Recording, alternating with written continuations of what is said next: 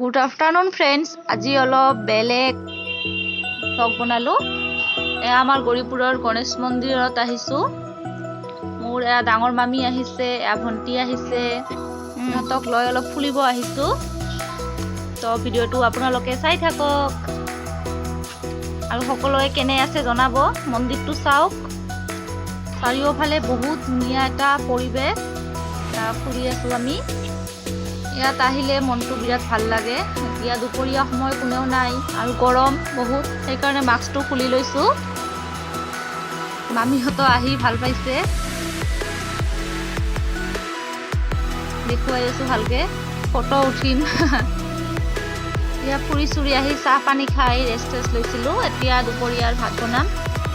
এয়া চাহ কোমোৰাৰ পাতৰ বৰা, আপোনালোকে খাইছেনে নাই জনাবচোন। চাওক, এনেকৈ বেচনখিনি গুলাই লৈ কোমোৰাৰ পাতটো ইয়াত বেচনত লগাই তেলত দিলেই হ'ল। খাবলৈ বিৰাট ভাল লাগে, বহুত টেষ্টি হয় এইটো। আপোনালোকে বনাই খাই চাব যদি খোৱা নাই।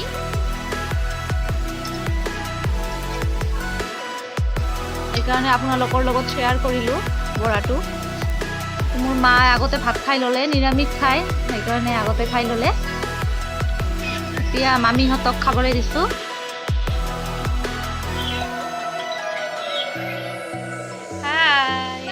এইটো মোৰ মামা ছোৱালী আজি আহিছে, ডাঙৰ মামী, মা, ভণ্টি।